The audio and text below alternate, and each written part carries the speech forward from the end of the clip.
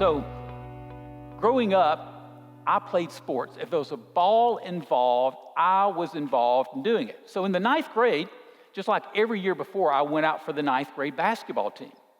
But something different happened in that year. I got cut from the basketball team. I just remember how devastating that was for me. All of my buddies going off to practice, and here I am catching the bus to go home. It was humiliating, and it wasn't real popular with the girls either. But then something really odd happened. I guess it was a couple weeks after that, thereabouts, the head basketball coach, Coach Smith, wanted to meet with me. So I go into his office, and we're sitting there, and he says this to me. He says, "Scotty, let me tell you why I cut you from the basketball team." Of course, I'm like, why does he feel like he has to tell me why he cut me from the team? He said, "Listen, Scotty, to be honest with you, you're just not a real good basketball player. You don't shoot the ball particularly well. You're not that tall, so you're not much of a rebounder. You don't pass the ball. You're just not that good." But he said, over the last few practices, I've been watching our team, and it has been terrible. We've lacked discipline. We've lacked hustle. It's just something has been missing. So I went to a couple of our main players, and I said, "Guys, what is going on? We won't win a game if we play like we're practicing." And both of these players said, "Coach, we need Scotty back on the basketball team." And I told them the same thing I told you. He's not really good.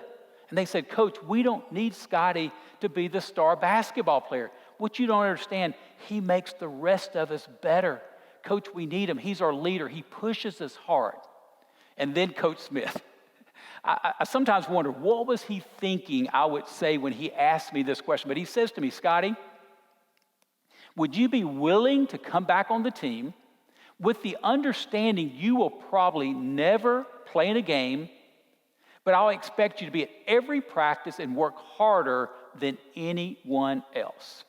Well, probably to his shock, I agreed to do it. Now, wouldn't it be just an unbelievable, incredible story if I told you I developed this great jump shot and I became the star player? But I didn't. In fact, to his word, I did not play in a game until the last game of the year. I think we were down to 6 players and they had to put me in. But see, I could have been really, really disappointed had I thought my purpose on the team was to be the star basketball player. But that was not my purpose at all.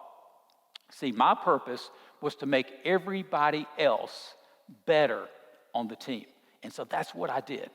Listen, living with a purpose gives us great direction for our life. See, I believe that we were created on purpose for a purpose. Part of our job is to uncover and discover what is that purpose.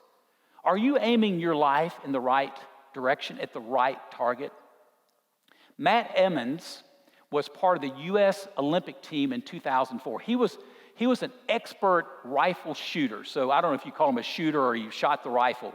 So going into the last round of the 2004 Summer Olympics for the U.S. team, he was in first place and almost guaranteed to get a gold medal with just a mediocre shot. Can you imagine that? He's right there. But Matt Emmons, when he's aiming, he ends up shooting at the target in the lane next to him. So rather than shooting at the target in his lane, he aims and shoots at the target in the next lane. Now, can you imagine that? So rather than getting a gold medal, he ended up in 8th place. As tragic as that was for Matt Emmons, to me, what's even more tragic, to see people that they are aiming their life at the wrong target. So let me ask you, are you aiming your life at the right target?